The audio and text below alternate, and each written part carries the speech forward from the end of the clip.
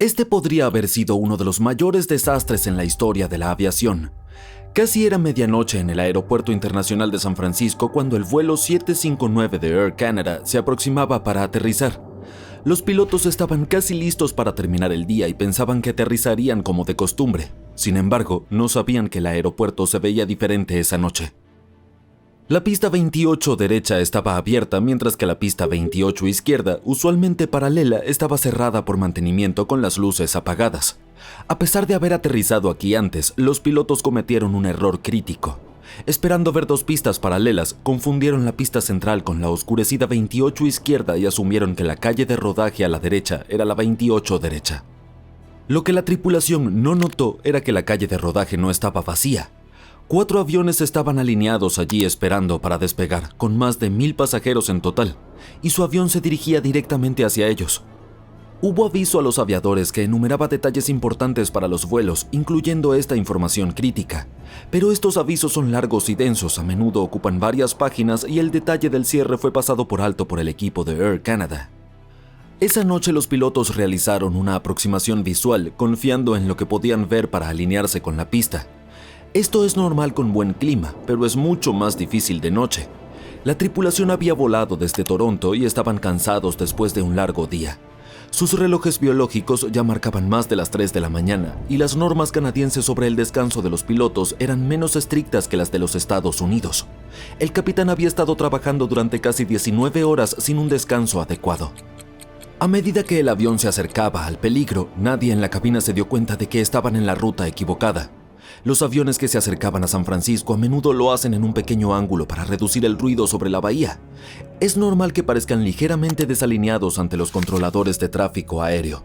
Pero esto aumentó la confusión y la tripulación de Air Canada continuó dirigiéndose hacia la calle de rodaje. Cuando los pilotos finalmente se dieron cuenta de que algo no estaba bien, se comunicaron por radio con la torre de control para confirmar su permiso de aterrizaje. El controlador que estaba gestionando tanto el tráfico aéreo como las operaciones en tierra debido a la hora tardía, tardó varios segundos en responder.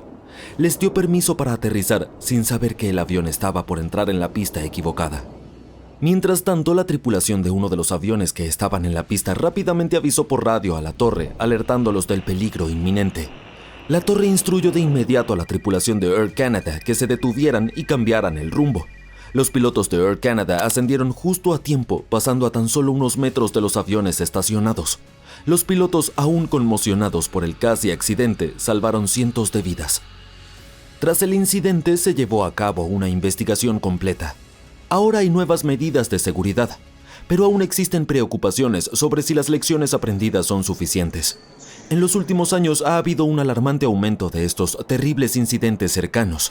El vuelo 32 de Qantas, programado de Londres a Sydney vía Singapur, enfrentó una emergencia crítica el 4 de noviembre de 2010. Minutos después de despegar del aeropuerto de Changi en Singapur, un Airbus A380 que sobrevolaba las islas Riau en Indonesia tuvo un problema grave. Uno de sus 4 motores sufrió una falla no contenida. Durante las siguientes 2 horas, la tripulación enfrentó una situación tensa y difícil mientras intentaba averiguar cuán dañado estaba el avión. El accidente ocurrió a las 10:01 de la mañana, hora de Singapur. Cuando el motor se apagó, algunas piezas salieron disparadas hacia el ala, dañando sistemas importantes. El sistema de combustible fue afectado y provocó fugas e incluso un incendio en uno de los tanques de combustible. También inutilizó uno de los sistemas hidráulicos del avión que ayudaban a controlar elementos como los flaps y el tren de aterrizaje. Desactivó los frenos antibloqueo, que son cruciales para aterrizajes seguros. 2 de los otros motores también comenzaron a perder potencia y los flaps, que ayudaban a controlar el descenso y la velocidad del avión, quedaron averiados. A pesar del daño al avión, la tripulación se dio cuenta de que aún era controlable. Decidieron volar en círculos cerca de Singapur durante unos 50 minutos mientras revisaban detenidamente el estado de la aeronave. El primer oficial y el capitán supervisor utilizaron un calculador especial de aterrizaje para ver si podían aterrizar de manera segura en Changi, a pesar de que el avión estaba 50 toneladas por encima de su peso máximo de aterrizaje.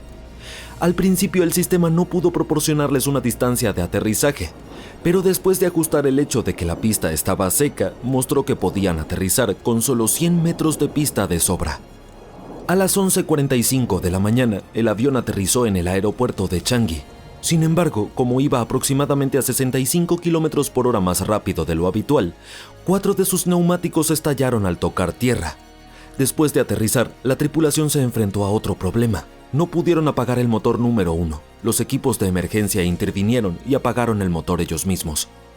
La tripulación tuvo que decidir si evacuar el avión inmediatamente, ya que el combustible estaba goteando cerca de los frenos sobrecalentados, lo que podría haber causado un incendio. El capitán David Evans explicó más tarde que, a pesar del riesgo, en realidad era más seguro mantener a todos a bordo hasta que la situación se estabilizara. La tripulación de cabina se mantuvo en máxima alerta, lista para evacuar a los pasajeros de inmediato si la situación empeoraba. Para hacer las cosas aún más difíciles, el avión funcionaba con energía de batería, lo cual significaba que solo podían usar una radio para comunicarse con los servicios de emergencia. Afortunadamente el peligro pasó y todos pudieron salir del avión con calma utilizando un juego de escaleras. Todos a bordo, 440 personas y 29 miembros de la tripulación, salieron ilesos. En tierra, en Batham, algunos escombros del motor cayeron sobre casas, una escuela y un automóvil, pero afortunadamente sin graves consecuencias. Habrían bastado unos pocos errores para que esa situación hubiera resultado de manera muy diferente, pero afortunadamente la tripulación la manejó como verdaderos héroes. Los investigadores descubrieron que el problema comenzó porque una pequeña tubería de aceite del motor había salido mal fabricada, lo que condujo al desastre. Esta fue la primera vez que ocurrió una falla de motor como esta en un A380. Era y sigue siendo el avión de pasajeros más grande del mundo. Como resultado, Qantas y algunas otras aerolíneas dejaron temporalmente en tierra todos sus aviones A380 para asegurarse de que estuvieran en condiciones. Otro incidente similar ocurrió con el vuelo 85 de Northwest Airlines en 2002. El avión despegó del aeropuerto metropolitano de Detroit a las 2:30 de la tarde. Había 4 pilotos a bordo. A unas 7 horas de vuelo, a 10.000 metros de altitud, surgió un problema inesperado. El avión giró bruscamente inclinándose hacia la izquierda. Al principio, los pilotos pensaron que había fallado un motor. El capitán principal regresó rápidamente a la cabina y tomó el control manual. Se declaró una emergencia y decidieron desviar el vuelo a Anchorage. Era difícil comunicarse ya que estaban en una zona con señales débiles. Al final se conectaron con otro vuelo cercano que transmitió su llamada de emergencia a Alaska. La situación era tan extraña que ninguno de los procedimientos de emergencia habituales funcionó. La tripulación de vuelo llamó a la sede de Northwest Airlines en Minneapolis para pedir ayuda, pero ni siquiera ellos pudieron encontrar una solución. Afortunadamente los pilotos trabajaron juntos para controlar el avión. Lograron dirigirlo usando los alerones y aplicando más potencia a un motor que al otro. Esta maniobra complicada les permitió aterrizar sin peligro en Anchorage. Después del incidente, la NTSB y Boeing investigaron una vez más. Un profesional de la NTSB lo describió como un suceso dramático que requería un examen minucioso. Encontraron una grieta en el módulo de control de potencia del timón, lo que había provocado la rotura de parte de su carcasa metálica. Esta rotura era extraña porque afectaba el recubrimiento exterior del módulo, no solo las partes internas. La NTSB concluyó que la fisura provocó lo que se conoce como una sobrecarga del timón, donde el timón se empuja hasta su posición máxima y se queda allí, causando un giro repentino y peligroso. Todas estas terribles situaciones muestran cómo la fatiga, la falta de comunicación y los procedimientos obsoletos pueden llevar a desastres. Pero la cantidad abrumadora de accidentes en la historia, especialmente en los aeropuertos de Estados Unidos, plantea la pregunta de si realmente se han aprendido suficientes lecciones.